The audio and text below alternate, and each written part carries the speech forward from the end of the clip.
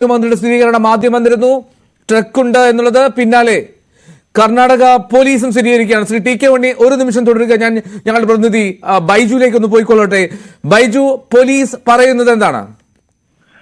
Eldho, revenue മന്ത്രിയുടെ ട്വീറ്റിന് തൊട്ടു പിന്നാലെ ഇപ്പോൾ നമുക്ക് മറ്റൊരു സ്ഥിരീകരണം കൂടി ഇത് സംബന്ധിച്ച് വരുന്നു. ട്രക്ക് നദിയിൽ നിന്ന് പുറത്തെടുക്കാനുള്ള നീക്കം പുരോഗമിക്കുകയാണെന്നാണ് ജില്ലാ പോലീസ് മേധാവി പറഞ്ഞത്. അദ്ദേഹം വ്യക്തമാക്കിയിരുന്നത് അർജുന്റെ ട്രക്ക് കണ്ടെത്തിയെന്നാണ്.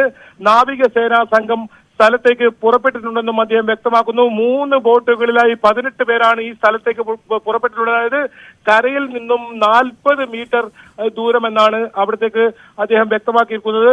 എന്തായാലും ഇത്രയും വലിയ സംഘം ഇന്ന് ആദ്യമായാണ് ഇത്തരത്തിൽ ഇവിടത്തേക്ക് ഈ പ്രദേശത്തേക്ക് വരുന്നതെന്നും ജില്ലാ പോലീസ് മേധാവി വ്യക്തമാക്കുന്നു. ഏതായാലും ഇതിന് സ്ഥിരീകരണം വന്നിരിക്കുന്നു. അർജുന്റെ ട്രക്ക് എന്ന് തന്നെ അദ്ദേഹം വ്യക്തമാക്കിയിരിക്കുന്നു. അത് ജില്ലാ പോലീസ് മേധാവി ബി നാരായണയാണ് ഇത്തരത്തിൽ സ്ഥിരീകരണം നൽകിയിരിക്കുന്നത്.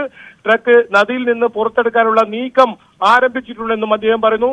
എന്തായാലും നാവികസേനാ കൂടുതൽ സംഘം സ്ഥലത്തേക്ക് പുറപ്പെട്ടിട്ടുണ്ട്.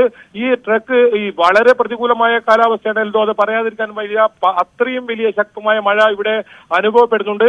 എന്തായാലും 2 സ്ഥിരീകരണം, അത് റവന്യൂ മന്ത്രിയുടെ ആദ്യത്തെ സ്ഥിരീകരണം, രണ്ടാമത് ജില്ലാ പോലീസ് മേധാവിയുടെ തന്നെ സ്ഥിരീകരണം വന്നിരിക്കുന്നു. എന്തായാലും ലോറി കണ്ടെത്തിയിരിക്കുന്നു. ഇനി ആ ലോറിയിൽ ഏത് അവസ്ഥയിലാണ് അർജുനുള്ളത് എന്ന ചോദ്യമാണ് വീണ്ടും ബാക്കിയാവുന്നത്. എൽദോ, ശരി, കെ വി ബൈജു നൽകുന്ന വളരെ പ്രതീക്ഷ നൽകുന്ന വാക്കുകളാണ്. സ്ഥിരീകരിക്കുന്നു കർണാടക പോലീസ് എന്നുള്ളത് കൂടിയാണ്.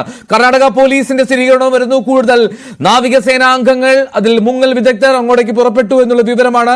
18 അംഗ സംഘം അങ്ങോട്ട് പുറപ്പെട്ടിട്ടുണ്ട് എന്ന പോലീസിന്റെ സ്ഥിരീകരണം പങ്കുവെക്കുകയാണ് കെ വി ബൈജു. സ്കൂബ ടീം ഇപ്പോൾ പുഴയിൽ തെരച്ചിൽ നടത്താൻ എത്തിയിരിക്കുന്നു. അവിടെ ആരംഭിച്ചു എന്നുള്ള വിവരവുമുണ്ട്.